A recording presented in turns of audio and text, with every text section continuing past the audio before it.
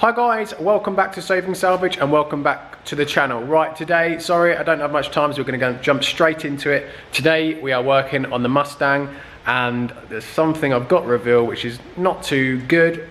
Not a disaster, but it just involves a lot of work. So let's crack on with the Mustang.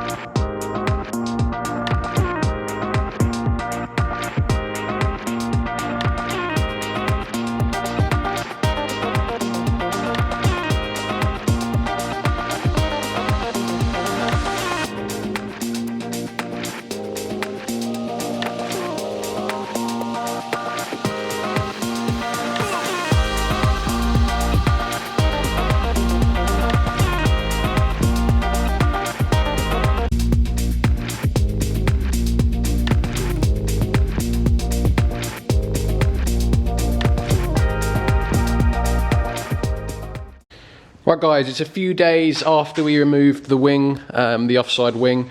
So I've had the frame guys in, and to be fair, it's after looking at it a bit further myself, it's exactly as I suspected.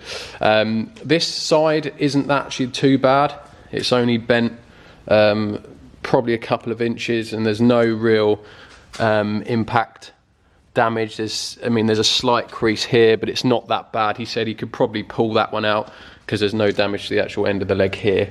But where I was fully aware it wouldn't be able to get straightened is this side, because if you look there, look how crumpled that bit of metal is there. Look, so that's just a complete no-go. So regardless of whether he could even straighten this leg, that would have to have been cut out and replaced anyway. So that leads me nicely on to reveal that it's going to have at least one new chassis leg. And as you can see here, that's the kink point there. So that's where it's going to be. Have to be, well, just a bit back, bit further back from there. That's where it's going to have to be cut. And as you can see here as well, look, you've got kinks in the metal here where it's broken the paint, and behind here, you can see where it's obviously dented in. And look, you look here, look, there's a gap. So that has to all be removed. That's all no good. So we're going to have to cut that out and weld a new chassis leg in, at least on that side. Not sure about this side yet. So that does obviously mean we're going to have to remove the engine, because there is no way we're going to be able to get in there without removing the engine. So it's a bit annoying. It's added probably, oh, God knows how many hours of extra working having to remove the engine, but doesn't really matter, because at least then it will be done properly. We'll have two new chassis legs on, so the car will realistically be like a new car. So obviously never removed an engine on a Mustang before. Looking at it, I'm hoping, I could be completely wrong here, so don't jump on me if I am. I'll be able to remove the engine, the subframe and all the suspension in one. Don't quote me on this because I haven't looked fully, but it looks like that's what I could do. So I'm hoping that's the case, and I'm thinking the subframe is actually okay as well. The only downside on this is this end bit here, which is crumpled. But as I said before, that's just a radiator support. So if I can't, it's only like sort of tack welded on to the end of the subframe. So if I can't buy this piece separately from Ford, I will fabricate a piece, because I'm not spending £500 on a bit of subframe that's just going to hold a radiator one side. So I will fabricate some metal to weld on the end there if needs be. So I did post a photo on Instagram the other day with these wrapped up, but here they are. So the surprise was I have two full chassis legs for a Mustang GT. These have come off a donor car which had a rear end shunt. So we've got two chassis legs. Obviously we're definitely going to have to use one of them, and the other one we may end up just using part of. It would make sense as I've got it already, so we don't compromise on the safety, structural integrity of the one that's bent. It would be easier just to weld a new leg on, and therefore it's 100%. Right, so now we know what we've got to do. The first thing I'm going to do is remove the wing on this side as well, so give us proper access to the underside of the car this side. We're going to remove the bonnet, and then we are going to crack on with getting this engine out, starting with probably stripping the front end.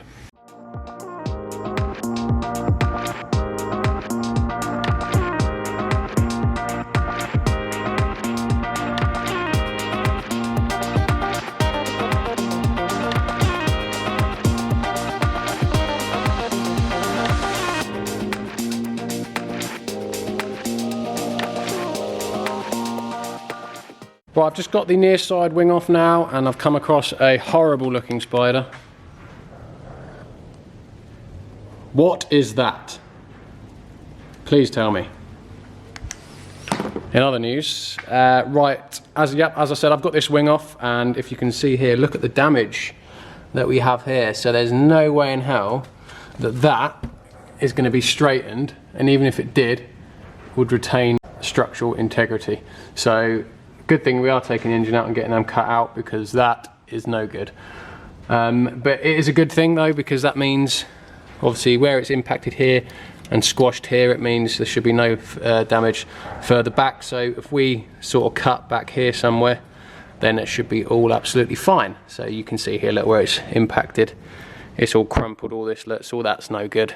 So luckily our new chassis legs come with a new one of these as well.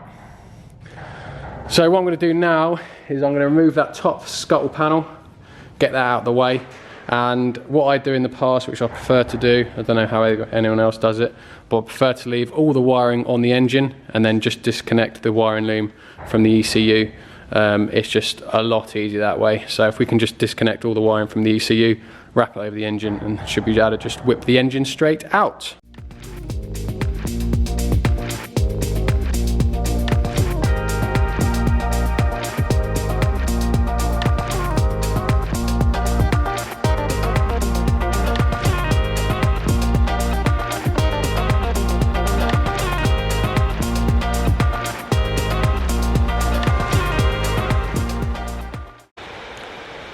Right guys, that's all I've got time for in today's video. I thought it'd be better to give you a quick update rather than leave you all over the weekend and a few days afterwards before I get a longer update.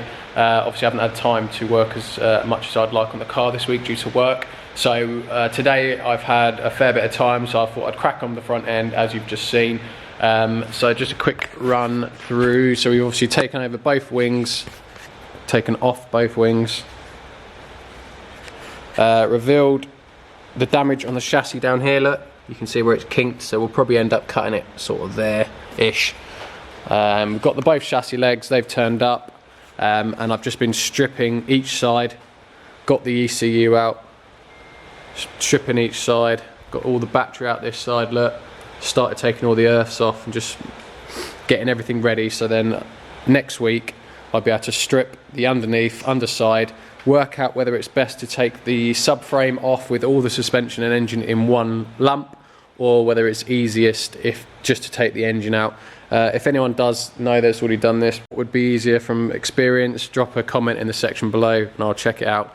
So that'll be next week guys, but I thought better off to give you a quick update rather than nothing over the weekend. So as always guys, if you do enjoy these videos, please do give it a thumbs up, and if you haven't already, please head over to my Instagram page at saving_salvage just for some pictures and some info during the week in between uploads. And that is it. Alright guys, thank you very much for watching, and I'll see you next week. Cheers guys.